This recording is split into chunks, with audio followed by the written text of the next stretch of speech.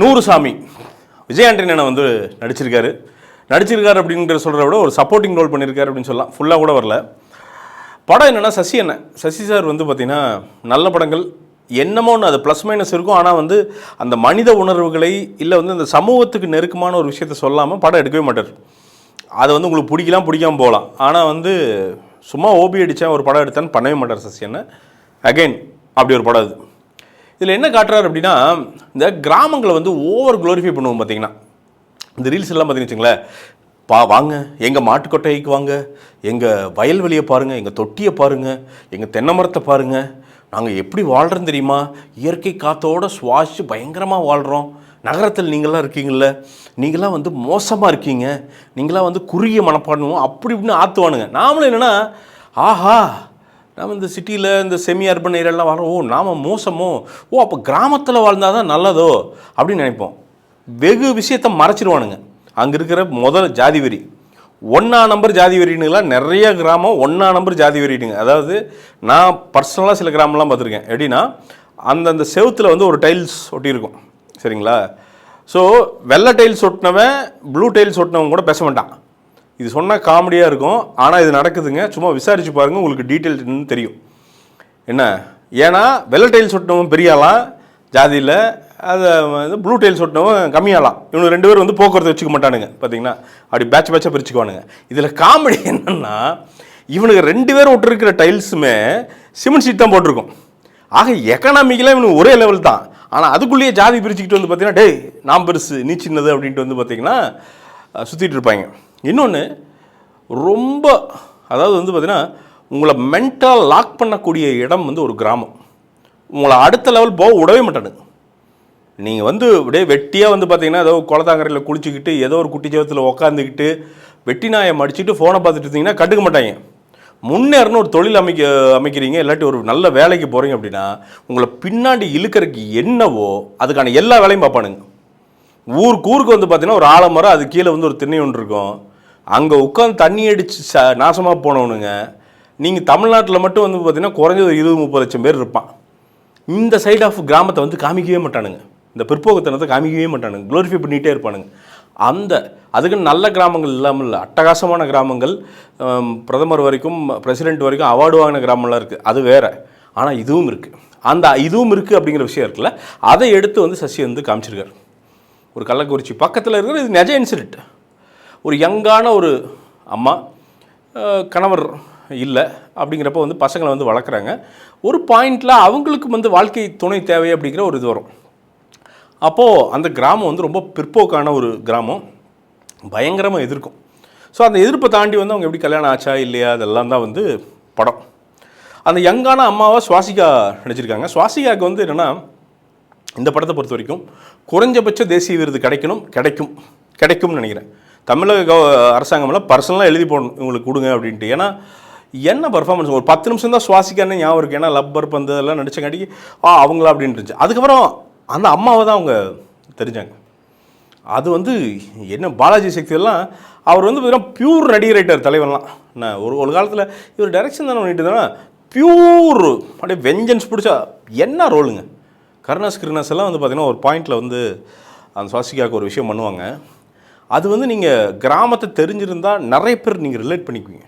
ஆமாம் இல்லை, நீங்கள் சொந்த குடும்பமே உங்களை கொள்ள துணிஞ்சிடும் ஒரு பாயிண்டில். நீங்கள் அவனோட அந்த வெட்டி பெருமைக்கு கொள்ள துணிஞ்சிருவானுங்க. அதெல்லாம் யோசிக்கவே மாட்டானுங்க. எல்லாம் ஒரே வகுத்தில் தான் பிறந்திருப்போம், யோசிக்கவே மாட்டானுங்க.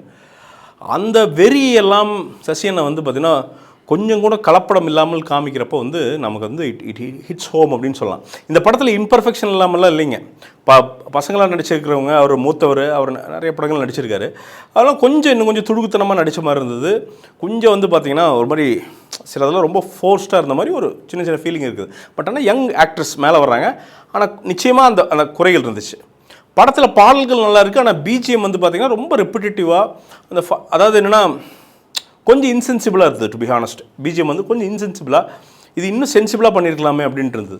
ஏன்னா நிறைய இடங்களில் ஆக்சுவலாக சைலன்ஸ் தேவை சீன்ஸில். ஆனால் அந்த இடத்துல பிஜிஎம் வந்து அந்த சீனோட இன்டென்சிட்டியை கீழே கொண்டு போயிடுது. ஸோ அந்த பிரச்சனைகள் இருந்தது. சினிமாட்டோகிராஃபி அட்டகாசமாக இருந்தது, காஸ்டிங் அதெல்லாம் பக்காவாக இருந்தது. பட் இதெல்லாம் வந்து ஒரு சின்ன குறைகள். நீங்கள் ஒரு படமாக இது என்ன நமக்கு கொடுக்குது அப்படின்னா, நீங்கள் அந்த செகண்ட் ஹாஃப் பார்க்கும்போது இந்த படம் என்ன பண்ணுன்னு நான் சொல்கிறேன் பாருங்கள். இப்போ என்ன நியூஸ் வரும்னு சொல்கிறேன் பாருங்கள். இந்த படம் கரெக்டாக போய் மக்களை ரீச் பண்ணும்போது இந்த படத்தை இன்ஸ்பயர் ஆகி நிறைய கல்யாணமாகாத, அதாவது குழந்தை பெற்றுட்டாலே அதோட முடிஞ்சுது பொண்ணோட வாழ்க்கை. அதுக்கப்புறம் வந்து ஹஸ்பண்ட் கூட இருக்கானோ போகிறானோ அந்த குழந்தைய வச்சே அந்த பொண்ணு வளர்த்து அங்கேயே போயிடணும் அப்படிங்கிறது எழுதப்படாத விதி தமிழ்நாட்டில் இருக்குது. இது வந்து நகரங்கள்லேயும் இருக்குது, கிராமங்கள்லையும் இருக்குது, எல்லா இடத்துலையும் இருக்குது. அதை உடைக்கும். நிறைய பேர் மறுமணம் பண்ணிக்குவாங்க.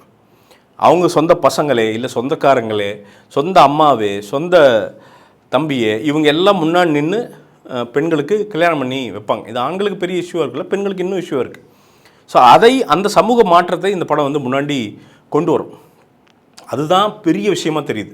அந்த விஷயத்தை கம்பேர் பண்ணுறப்போ இந்த சின்ன சின்ன டெக்னிக்கல் ஃபால்ட்ஸு, அவர் கொஞ்சம் காஸ்டிங் பெட்டராக இருக்குது, அதெல்லாம் இருக்குல்ல, அதெல்லாம் விட்றா, அதெல்லாம் ஒரு பிரச்சனை இல்லை. ஏன்னா படம் முடிகிறப்போ அந்த ஹோல்சம்மாக நீங்கள் பக்ஸ் எல்லாம் வந்து பார்த்தீங்கன்னா ஒரு யூடியூபராக பண்ணியிருக்காரு.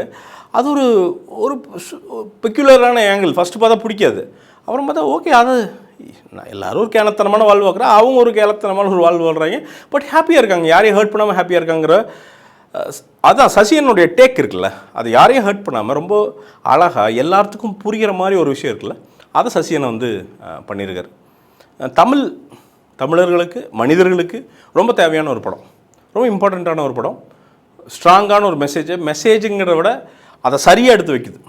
நிறைய இடங்கள் அழுதுருவோம். இது உண்மை சம்பவம். கடைசியில் முடிகிறப்போ ஒரு நெஜ ஃபோட்டோவோடு தான் படம் முடியுது. அதுதான் இது புனைவில்லை, இது நடந்திருக்கு அப்படிங்கிறது நமக்குள்ளே அடிக்கும்போது தான் அது எவ்வளோ முக்கியமான படம்னு நமக்கு வந்து தோணுது. ரொம்ப ஹார்ட்ஃபெல்ட்டான ஒரு படங்க. ப்ளீஸ் போய் பாருங்கள். தமிழர்களாக, மனிதர்களாக, நீ தமிழர்களாக மனிதர்களாக உங்கள் குடும்பத்தோடு போய் பார்க்கறக்கான ரொம்ப ஒர்த்தியான ஒரு படம். போய் இந்த மாதிரி நல்ல படங்களை தியேட்டருக்கு போய் பார்த்து சப்போர்ட் பண்ணுங்கள். பை த வே, இது வந்து ரோட் சவுத் இப்போ வந்து நிறையா ஆஃபர்ஸ் போட்டிருக்கு, 50% ஆஃபர் அப்படின்ட்டு. நிறையா தீர்ந்துருச்சு, பட் திருப்பி ரீஸ்டாக் பண்ணணும். ஃப்யூச்சரில் இப்போ தான் வந்து சோப்பு, ஷாம்பு எல்லாம் கொண்டு வரேன். அப்படின்னா சும்மா விற்கிறதுக்கு நல்லது பண்ணணும் அப்படின்ட்டு ஹனி இதெல்லாமே ஃபஸ்ட் கிளாஸாக கொண்டு வரதுக்கான பேச்சுகள் இருக்குது. அது எனக்கு தெரிஞ்சு ஒரு 2-3 வாரத்தில் எல்லாம் வர ஆரம்பிச்சிடும். ஸோ வெப்சைட்குள்ளே போங்க. சோஃபாலேருந்து துணிமணிலேருந்து எல்லாமே இருக்குது. நியாயமான விலைக்கு, குவாலிட்டி காம்ப்ரமைஸே இல்லாமல் நான் பண்ணி வச்சுருக்கேன். உங்களுக்கு என்ன பிடிக்குதோ ஒரு பர்ச்சேஸ் பண்ணி என்னை சப்போர்ட் பண்ணுங்கள். என்னோடய பிஸ்னஸ் என்னோடதும் கூட நிறைய பேர் சேர்ந்து, சின்ன சின்ன பசங்க எல்லாம் சேர்ந்து பண்ணுறாங்க. சப்போர்ட் பண்ணால் பெரிய ஹெல்ப்பாக இருக்கும். மீண்டும் ஒரு விமர்சனம் முன்னோட்டம் வீடியோடு உங்களை சந்திக்கிறேன். நன்றி, வணக்கம்.